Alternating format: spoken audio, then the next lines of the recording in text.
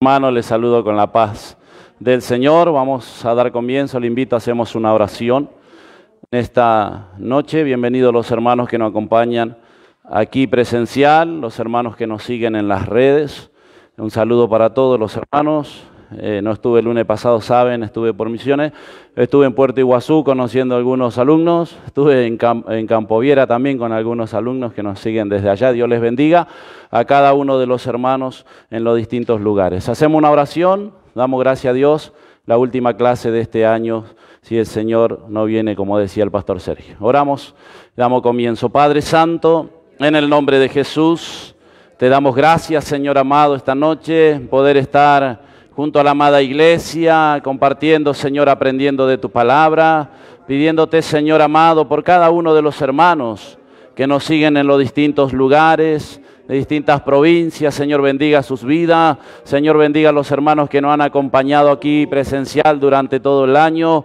Bendiga sus vidas, alcanza de ti, sea para la gloria y honra de tu nombre, Padre. Gracias te damos en el nombre de Jesús. Amén y amén. Dios bendiga a todos los hermanos que nos están acompañando hoy, vuelvo a decir, los hermanos allí en las redes. Antes de comenzar la clase de hoy, la última clase de hoy, quiero hacer una aclaración sobre el tercer cuestionario. Orientación Ministerial tiene 3 cuestionarios. El último que entregó la hermana Nancy virtualmente a aquellos que hacen el cuestionario virtual, y aquí también presencial, los que hacen. En la pregunta número 9, el que tiene el cuestionario, la pregunta número 9, o si no los que nos ven allá en los videos, la pregunta número 9 está mal redactada.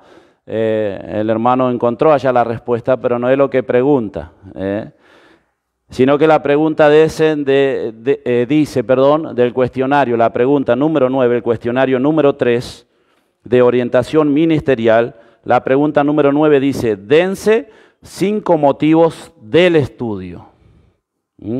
No del ministro, sino del estudio. ¿Por qué la importancia del estudio? Eso estaba preguntando. Los 5 motivos de la importancia que el ministro estudie la palabra. Le aclaro la pregunta, ¿sí? Y ahí están los motivos, están en las páginas.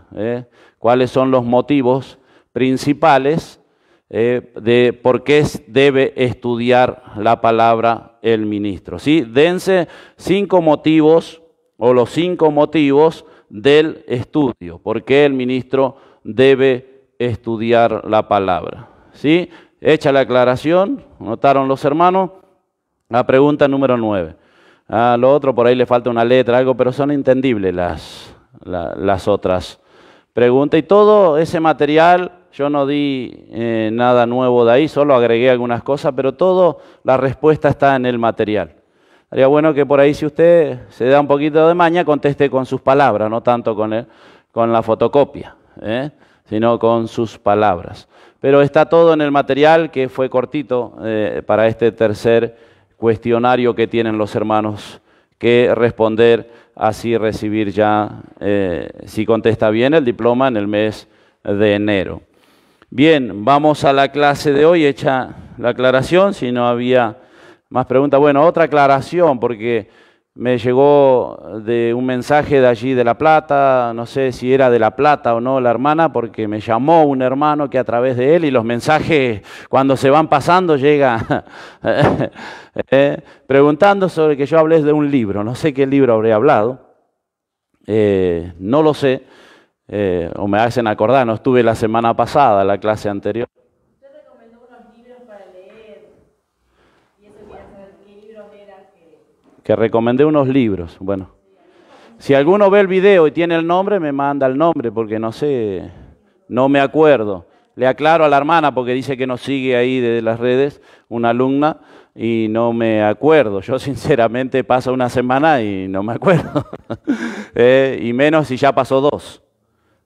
Si recomendé unos libros, no sé, por ahí pensaba en el libro Locos por Jesús, que dije por ahí, que recomendé a algunos. Después no sé qué otros libros. Después, si tiene mi contacto, a través del pastor, la secretaria, alguno me manda el nombre, que no sé qué libro dije, o qué dije para aclararle cuál sea la situación a los hermanos que nos siguen allí en las redes, hermano. Dios le bendiga. Hoy vamos a ver en orientación ministerial, ya cerrando este tema, las advertencias o la advertencia para el predicador, o para el ministro, para aquel que está al frente de una obra. Sabemos que la base de eso era que el ministro o el encargado, el líder, es ejemplo, ¿sí?, de toda la congregación. Es ejemplo, esa es la base del ministro. Así que siempre recuerde eso y nunca se olvide de que somos servidores de Cristo, ¿sí? Somos ministros, somos ejemplo, servidores de Cristo. Y siempre el ministro, para no caer en grandes errores y para no caer en grandes pecados, debe recordar que es indigno, porque cuando empieza allá la soberbia, cuando empieza a engrandecerse, cuando piensa que es capaz, que Dios lo eligió, que Dios lo escogió, que es Dios el que lo llamó, se empieza a inflar y ahí comienza a decaer en la vida espiritual. Siempre somos indignos y por la misericordia de Dios estamos aquí, ¿sí? Dios les bendiga. Hoy vamos a ver la advertencia del ministro o predicador. Y esto tiene que ver consejos, ¿sí? Este estudio da unos consejos para el predicador de cómo debe ser, cómo debe actuar, cómo debe estar atrás de un púlpito, y esto deben anotarlo para ponerlo por obra, ¿sí? Dice allá que ustedes tienen en la copia, o dice A, B, C, D hasta la J. Si quieren anotar, allá ustedes. Yo le doy el número 1 o anoten la parte principal. Dice allá en la primera advertencia, o la 1 o la A, procurar una voz que pueda oírse claramente en toda parte de la sala, pero sin esforzarla de una manera excesiva. Es difícil escuchar a uno que grita a todo pulmón. ¿Qué está diciendo?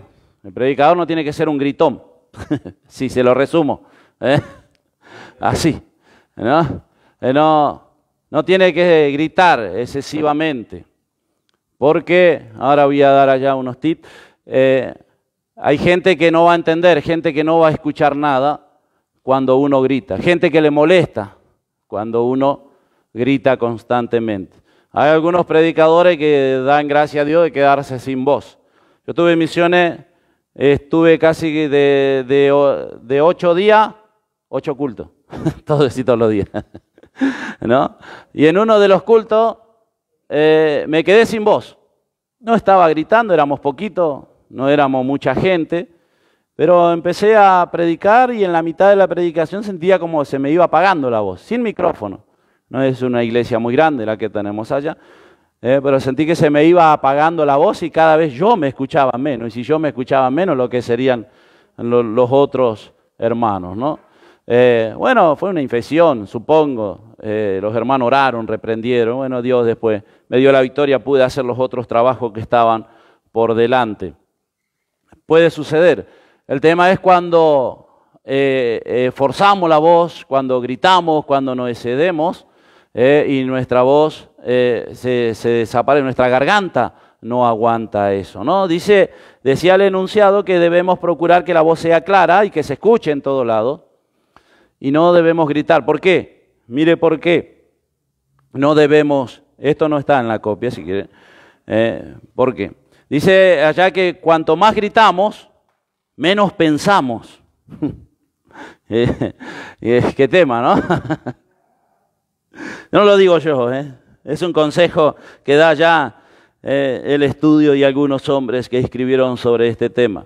Cuanto más se grita, menos se piensa. Para hablar de Dios y de la Biblia no hace falta gritar. Más hoy en día, con los equipos de audio que tenemos, toda iglesia tiene un micrófono, toda iglesia tiene sonido, la mayoría de las iglesias tienen sonido.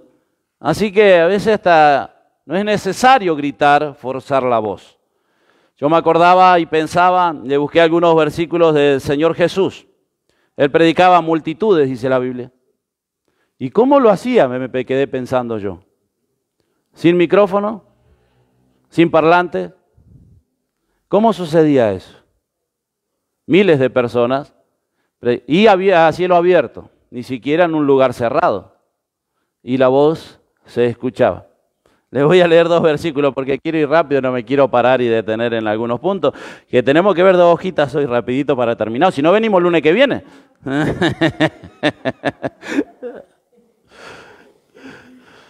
Vamos a ver Lucas capítulo 5 versículo 3, libro de San Lucas, capítulo 5 versículo 3, y entrando en una de ellas, de las barcas, la cual era de Simón, le rogó que la apartase de tierra un poco, y sentándose, esa era otra pregunta que me había hecho un hermano, si es necesario estar de pie, si es necesario estar parado. Eso se hace por un tema de presencia, de vista, de estar, más costumbre que bíblica. Dice que acá el Señor Jesús se apartó en la barca, le dijo a Pedro que se aparte de tierra y se sentó en la barca. No se quedó, nosotros que hubiéramos hecho, parado allá, él se sentó. Mire usted, se sentó en la barca, estábamos en el 3, y sentándose enseñaba desde la barca a la multitud. ¿Me explica usted eso? ¿Cómo pasaba?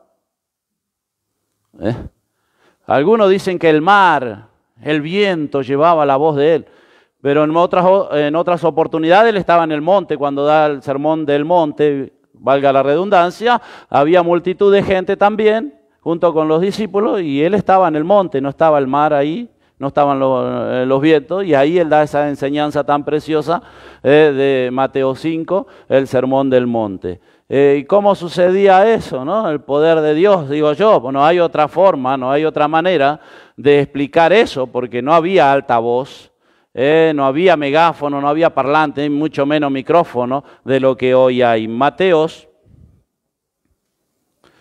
capítulo 13, versículo 1.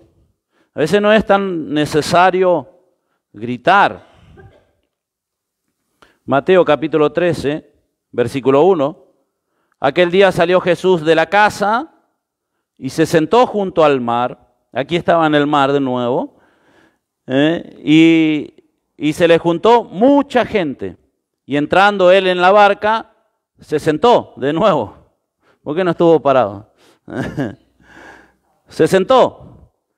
Y toda la gente estaba en la playa. Y había muchas cosas habló muchas cosas por parábola, le enseñaba, y allá va a hablar de la parábola del sembrador y todo eso, ¿no? Predicando el Señor Jesús. ¿Cómo hacía eso? ¿Cómo sucedía, no? El poder de Dios. Allá vemos a Moisés hablando a todo el pueblo de Israel, que dicen allá algunos que eran alrededor de casi 2 millones de personas. ¿Cómo puede ser que oía? Otro dice que hablaba con los ancianos y llevaba. Pero si acá el mensaje se varía, ¿no? ¿Cómo sería ese mensaje? Porque tenía que ser lo que Dios decía. No digo ahí el poder de Dios, porque dice que el pueblo oía. Y no creo que Moisés estuviera gritando o Jesús gritando allá a todo pulmón, porque ellos tenían que enseñar la palabra. A veces el gritar es de nosotros, más con sonido, más con micrófono. Yo digo porque somos apasionados, y Dios bendiga a aquellos que tienen pasión por predicar el Evangelio. Lo que sí alguna vez prediqué sobre los apasionados es que tenemos que tener el control de esa pasión. Una pasión descontrolada trae ruina. Una pasión descontrolada rompemos los tímpanos de la gente. Una pasión descontrolada rompemos micrófonos. Una pasión descontrolada escupimos.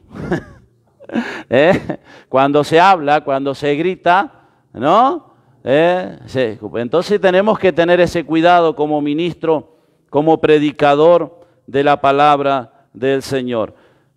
Somos apasionados y a veces tenemos, y nos sale, y damos gloria a Dios porque amamos lo que hacemos, pero tenemos que llevar un cierto control. Porque después está el otro, la B, o 2. Dice que debemos variar la entonación de la voz para evitar la monotonía que hace dormir a los oyentes. Quiere decir eso, está el gritón, está el que te aturde y está el que tiene un poder maravilloso. El pastor Sergio dice un poder más grande que el apóstol Pablo, porque a él se le durmió uno y a nosotros se nos duermen 5, 6, 10, a veces en la iglesia, ¿no? Por la forma de hablar. Nosotros teníamos, yo me acuerdo del joven, yo me crié en esta iglesia, ¿no? Y acá han pasado mucha gente. Y cada predicador que ha pasado, no, nos acordamos. Gracias a Dios que siempre estuvo el presidente Pastor Sergio, pero ha pasado alguno y él siempre da oportunidad para predicar. Y había uno que agarraba y empezaba ya por los filisteos y por los amorreos y te hablaba así. Y te hablaba así.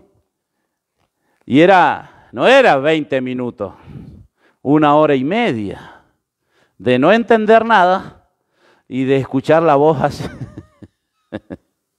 ¿No? Yo digo que tenemos que ser apasionados y tenemos que saber moderar la voz también, ¿no? Tenemos que tener el control, porque un descontrolado, yo digo, trae ruina, trae destrucción. Allá tenemos un apasionado, era Pedro, cuando lo fueron a querer encarcelar a su maestro. Él dijo no, y sacó un cuchillo y cortó la oreja allá. Apasionado trae ruina, trae destrucción. ¿No? Porque él estaba apasionado, quería un apasionado, otros apasionados eran Juan, eran Jacobo. Cuando el Señor le mandó allá que preparen un lugar para él en Samaria, y los de Samaria dijeron no, ustedes son judíos, ustedes van para Jerusalén, nosotros no tenemos comunión. Ellos volvieron y le dijeron al Señor que no querían atenderlo, y le dijeron vamos a orar acá para que caiga fuego del cielo y los consuma, desaparezcan. ¿No? Era la pasión descontrolada, porque era el Señor y Maestro, y ellos sabían, pero una pasión descontrolada trae ruina, trae destrucción. Tenemos que como predicador aprender a controlar nuestra pasión, porque en la iglesia no solo hay jóvenes, los parlantes a todo lo que da, la música a todo lo que da, y que a los jóvenes les gusta el ruido, y tenemos gente mayor que le molesta el ruido, tenemos gente enferma, tenemos niños que a veces vienen mamá con bebé y el niño se atormenta porque y reprenden los demonios. No es los demonios, es la música, el parlante, el predicador que está gritando y le está rompiendo los tímpanos a una criatura a veces, ¿no? Y no nos damos cuenta de eso. Sí, tenemos que tener pasión por lo que hacemos, pero controlada. Y tampoco la voz de hacer... Yo he escuchado igual muchos predicadores hablando de esta manera. En el principio, el Evangelio, allá en Estados Unidos, algunos predicadores de allá, estadios llenísimos, miles de personas, con sonido, obvio, con audio, pero hablando de esa manera, ¿no? Y uno lo escucha, nosotros lo escuchamos, o yo lo escucho y digo, wow, pero en 25 minutos, 30 minutos y el Espíritu Santo descendía igual, hablando con una paciencia, hablando con una moderación, miles de gente pasando para aceptar a Cristo como su Salvador. Yo digo que esa era la obra del Espíritu Santo, no queda otra, porque no le ponía mucha pasión. Nosotros llegamos a ver un estadio lleno. Venimos sin garganta, sin pulmones. No, pero se puede, ¿no? Yo digo la dedicación, la pasión se puede controlar y debemos controlar más dentro de la iglesia cuando hay sonido, cuando hay parlantes, el predicador debe controlar. Hablar lo suficiente despacio, la 3 o la C, hablar lo suficiente despacio para que la boca no se llene de saliva y terminemos escupiendo a la gente, porque estamos acá o cuando se ora, veo que le oran rápido, uno está cerca y le oran acá y está lleno de saliva la cara. ¿No? Tenemos que tener esa consideración. Y acá un consejo que da las advertencias para los predicadores es hablar lo suficiente despacio para que la boca no se llene de saliva. La 4 o la D, no imitar a otros predicadores en sus gestos o estilos individuales. ¿Cuántos hay de estos imitadores? ¿No? Aquellos que imitan. Yo no he visto mucho porque, como le dije, me crié en esta iglesia, no me gusta salir, no me gusta andar. Son muy pocos los pastores que me invitan y voy, porque no soy mucho de andar, pero me han contado, he escuchado testimonio de pastores, el pastor Sergio me ha contado muchas veces, ¿no? De aquellos cuando sale algo de uno que revoleaba el saco, ¿no? Y todos van a la iglesia y todos revolean el saco. De Gigi Ávila, y algunos se iban y se paraban en la iglesia y parecía que estaba Gigi Ávila dentro de la iglesia. O así, porque son imitadores, y nosotros tenemos que ser genuinos.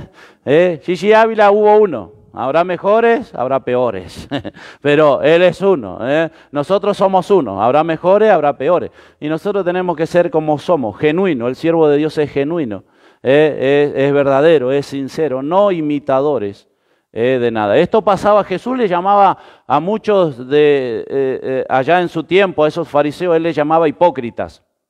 Y sabe que esa palabra de la hipocresía se deriva del griego, que quiere decir actor.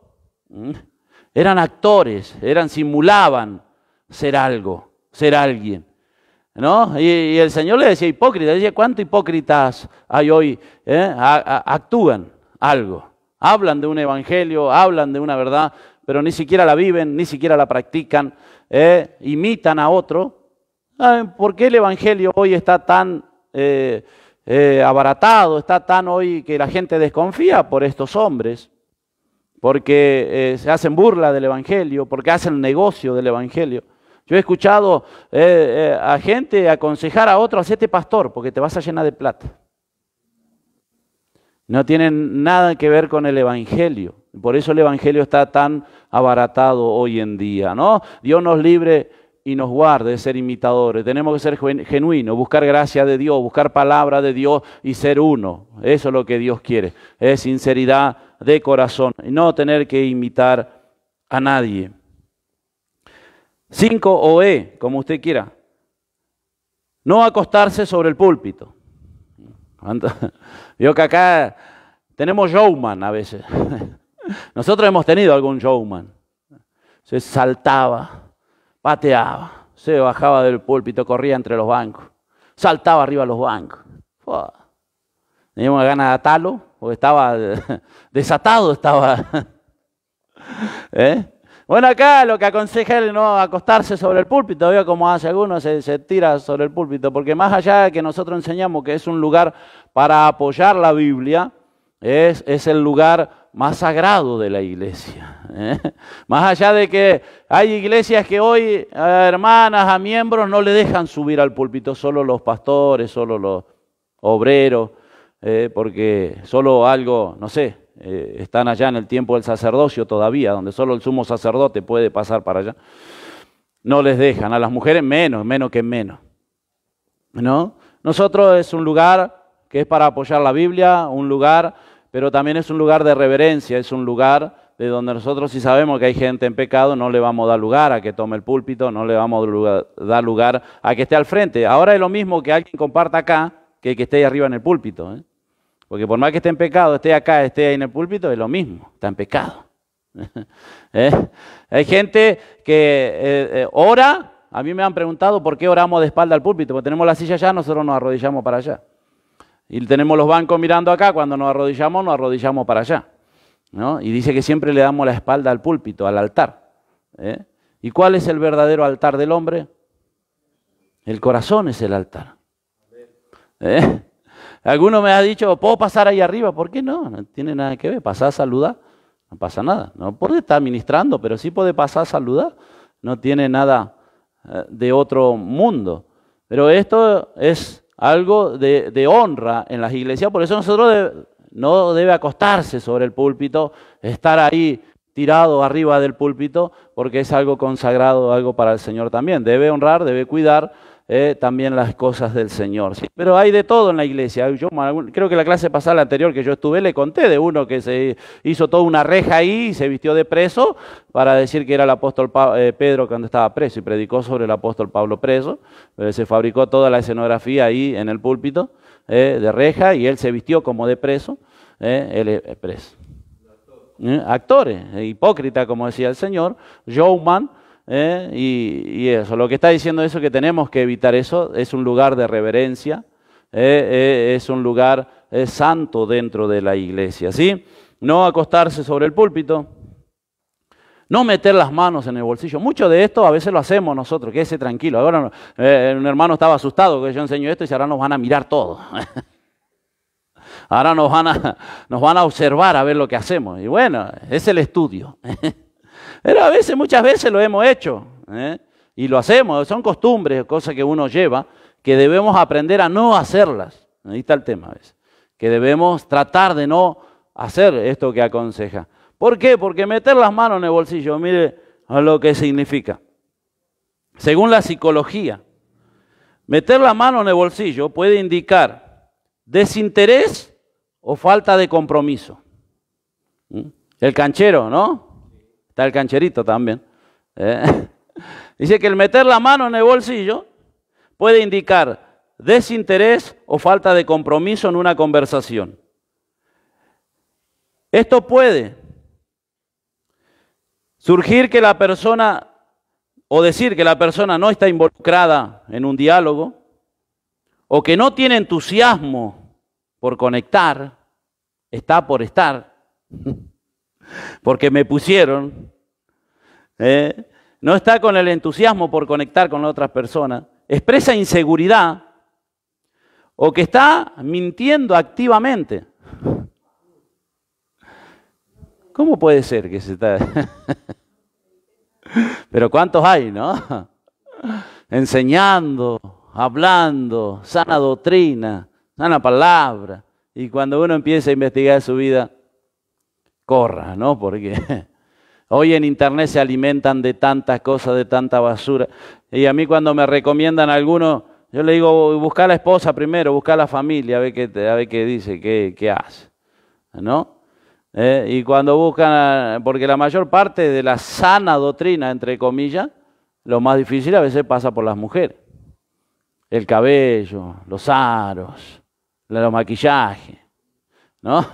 Y a veces cuando buscan ahí vemos a la mujer, tantas pastoras, allá pelo corto, toda teñida, toda maquillada, unos aros así más grandes que la cabeza.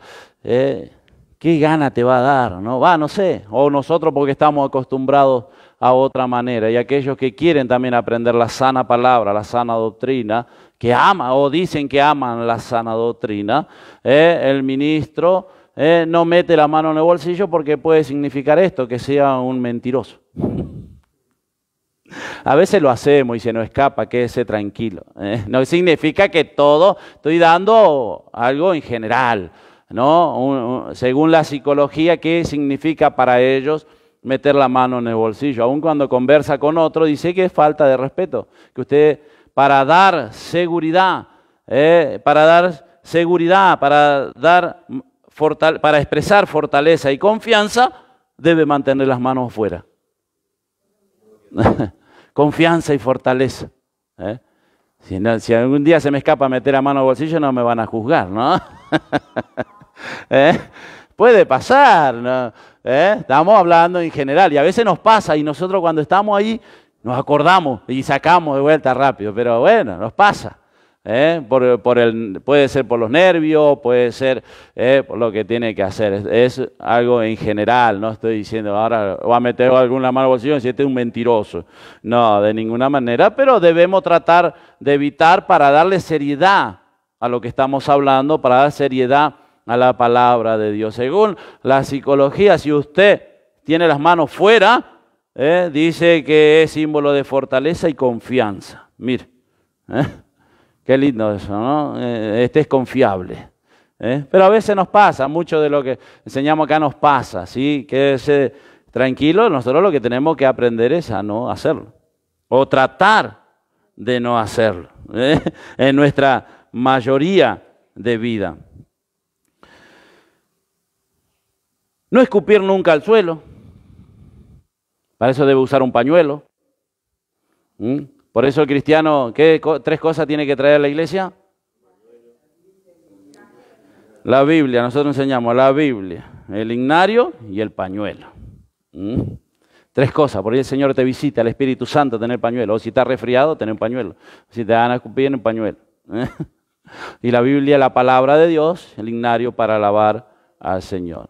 ¿Sí? Esas tres cosas no pueden faltar en la vida de un cristiano. ¿Le dije cuál le dije? Le dije esa, ¿qué vamos? ¿6? ¿5?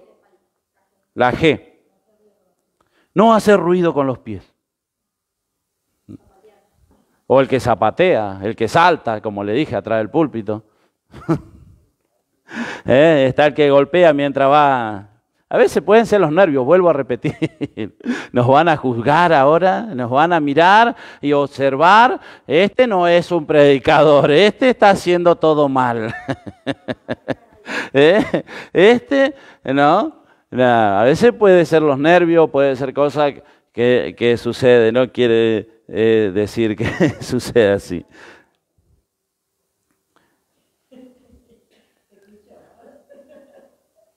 Vamos con la K, o las 7, ¿no? 7 por ahí.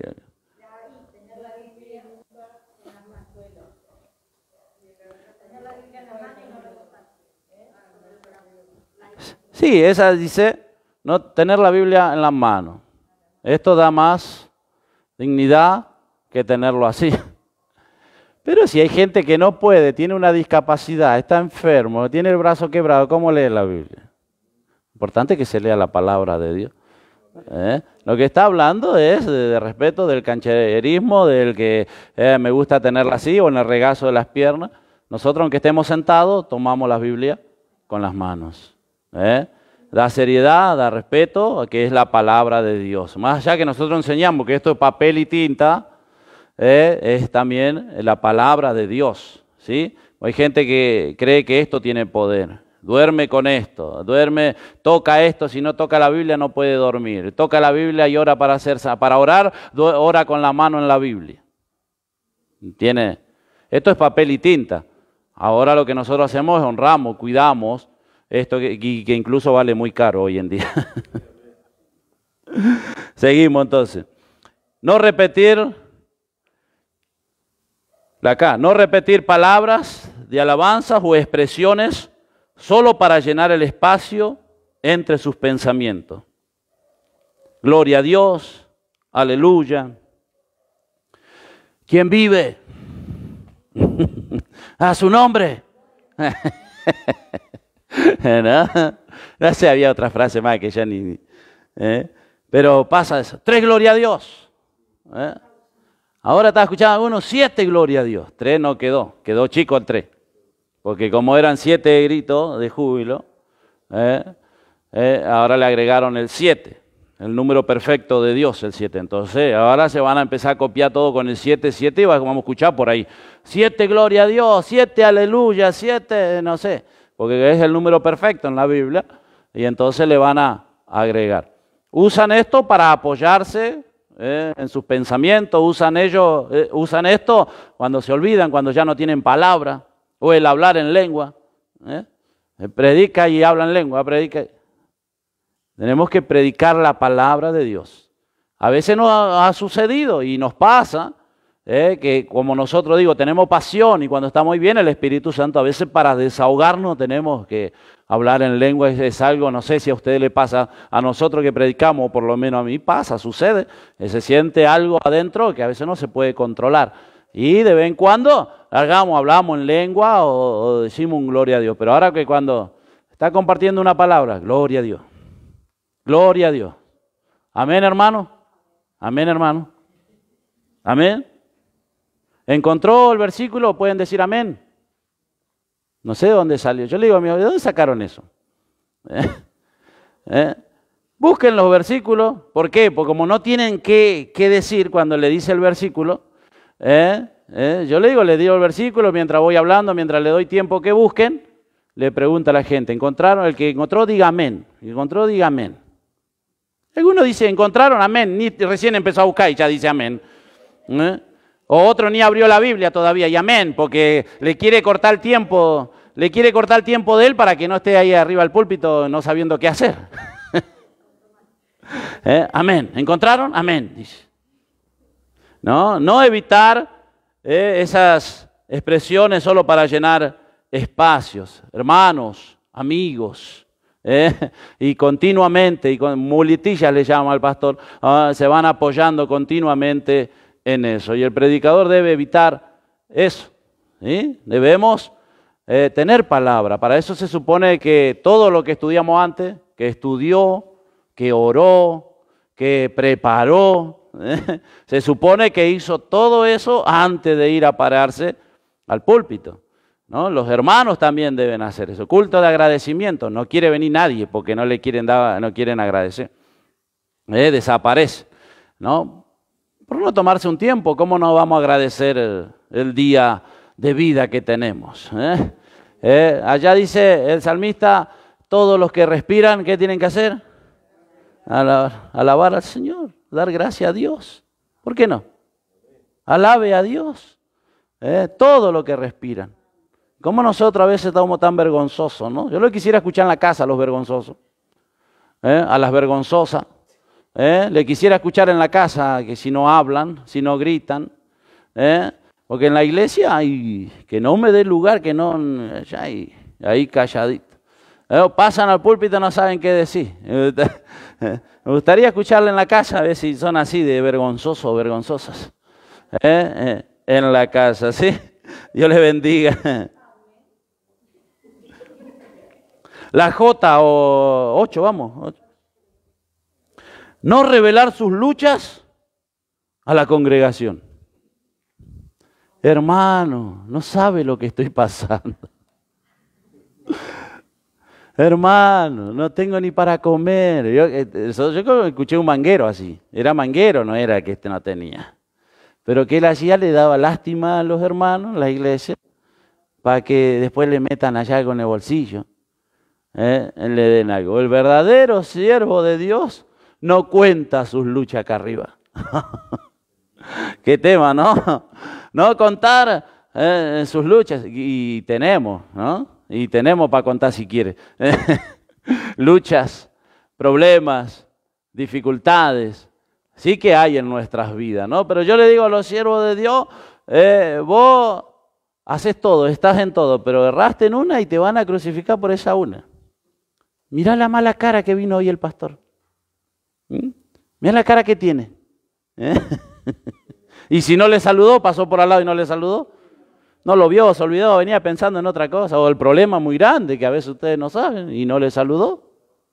Este no tiene amor de Dios. ¿Qué le pasó? Tiene algo contra mí. Algo tiene. Yo les suelo decir a los hermanos, somos seres humanos como ustedes, quédense tranquilos.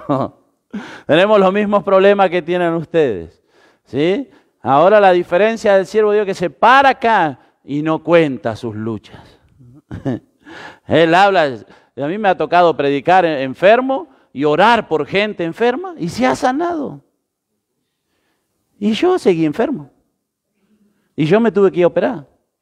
Y yo tuve 6 meses con las piernas hinchadas así, una retención de líquido, un problema en los riñones. Y yo una vez no me pude poner ni el zapato, tuve que allá en Soliverde fui de OJ porque no me entraba el zapato. Me fui pantalón de vestido OJ porque no me entraba el zapato, se me inflaban los pies y no me entraba nada. Pero no podemos ir a contar derrota. Contamos que Dios está con nosotros, que Dios es poderoso, que Dios es sano. Y Dios me sanó, porque fue Dios que me sanó, más allá de que después encontraron el problema. Antes que encontraron el problema, el Espíritu Santo había hablado, yo hoy te sano. Cuando fui esa semana al médico, después de 6 meses, que nadie sabía qué es lo que tenía, qué pasaba, qué era. Después de que después de ese mensaje fue acá a un culto un sábado, cuando fui el lunes, martes al médico, me dijeron, ahí ya encontramos lo que vos tenés. Y quizás Dios encauzó todo, pero era Dios el asunto. Y después empecé a mejorar y acá estoy, sano, para la gloria de Dios, ¿no? Pero no contamos nuestros problemas, nuestras dificultades, sino pedir a Dios la gracia suficiente para presentarse con gozo. Qué difícil eso, porque cuando estás pasando un problema, cuando estás enfermo, me pasó ahora en Campo Viera, no solo me quedé sin voz, después recuperé la voz, los hermanos oraron por mí, oraron con una fuerza, porque si no iban a tener que predicar ellos. Por favor, Señor, tu siervo tiene que predicar, oraron con una pasión. Recuperé la voz, gracias a Dios. Pero a la otra noche, prediqué esa noche, a la otra noche me descompuse, no sé qué me hizo mal, vomité toda la noche, despierto, no pude pegar un ojo. Amanecí, mire que soy negro, amanecí blanco como un papel, decían ellos. Me fueron a ver y se asustaron, llamaron para Buenos Aires. Me querían llevar al médico, pues se asustaron porque nunca me habían visto así.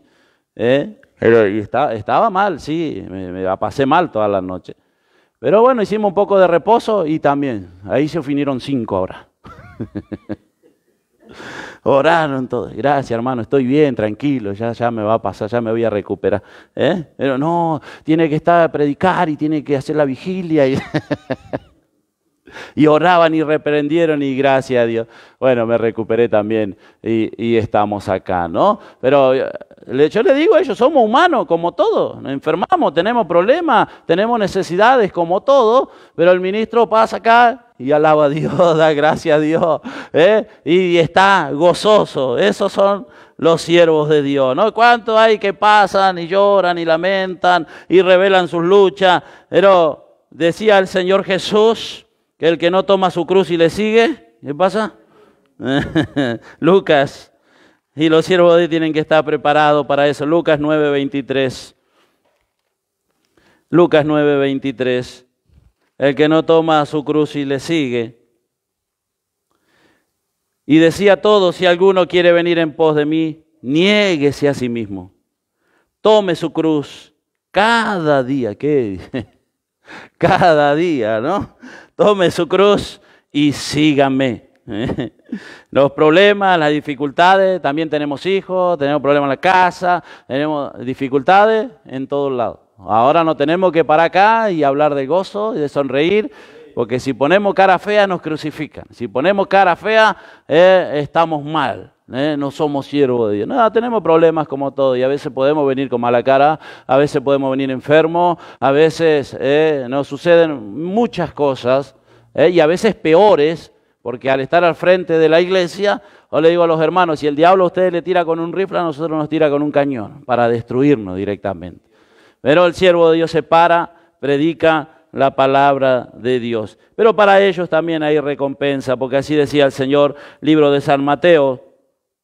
Estás pasando un problema, una dificultad, muchas veces desprecio, muchas veces que se enojen con nosotros, familias que no entienden.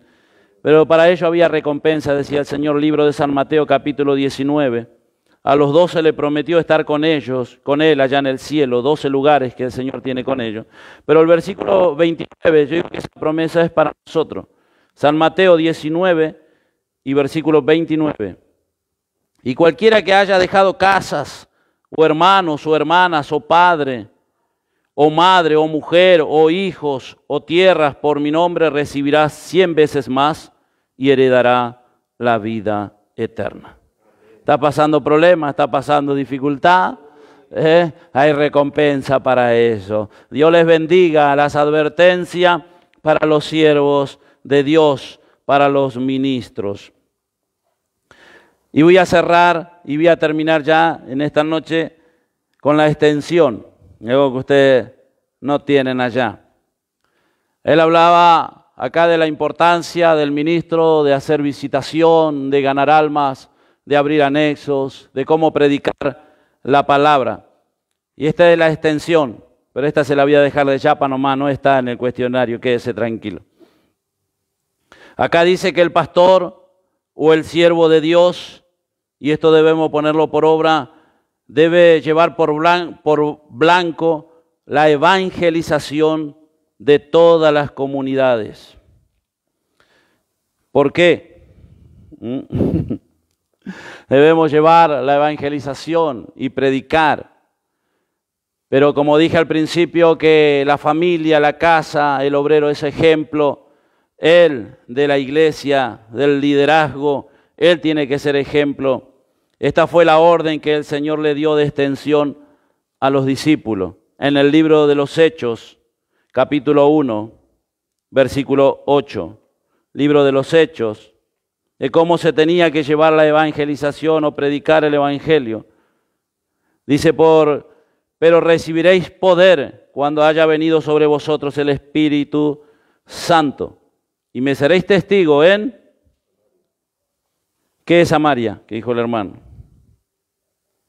¿Qué representa Samaria?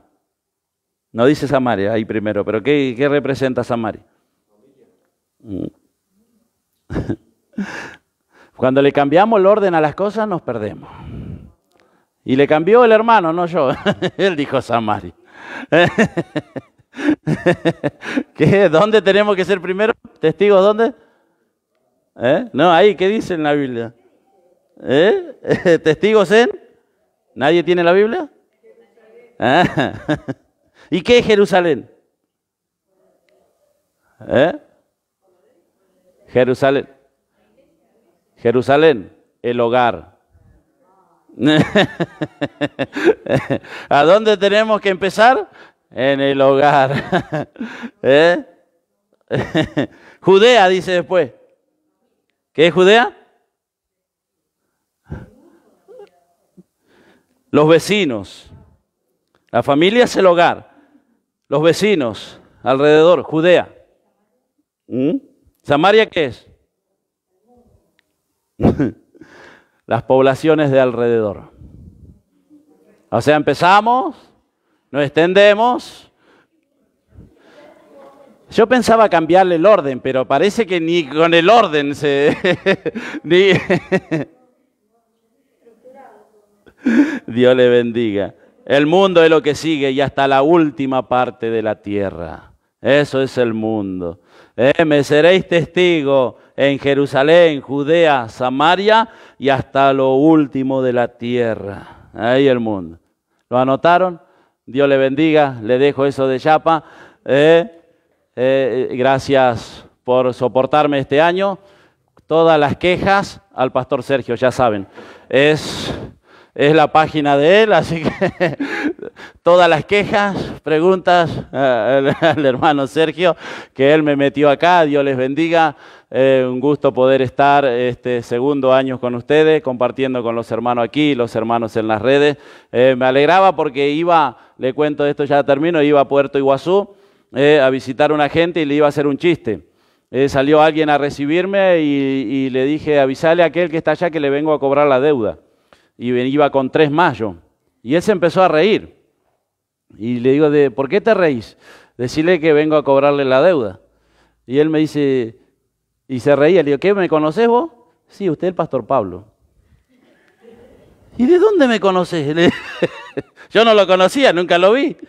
¿Y de dónde me conoces? No, yo sigo la escuela bíblica.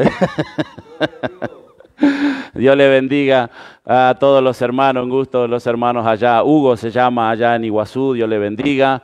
A todos los que nos siguen aquí, bueno, ojalá hayamos sido de bendición para sus vidas, ojalá hayan aprendido algo. Y bueno, un gusto, y si Dios así lo permite, será hasta el próximo año, si Él no viene, como decía el pastor Sergio. Dios le bendiga, me quedo por aquí, hacemos una oración y despedimos esta reunión. Padre Santo, en el nombre de Jesús, te damos gracias, Señor amado, en esta noche poder estar aquí junto a los hermanos, tus hijos, tu pueblo. Señor, en el nombre de Jesús, gracias por estos días, gracias por este año que ha pasado, Señor, que podemos compartir con los hermanos aquí presencial, que podemos compartir con los hermanos allí en las redes. Si algo yo no he podido explicar, Señor amado, poderoso, tú eres para hacer entender. Gracias te damos por seguir aprendiendo de tu palabra, Señor. Gracias por este privilegio y esta oportunidad que tú nos has dado. Señor, quédate con nosotros el resto, Señor, de estos meses, estos días,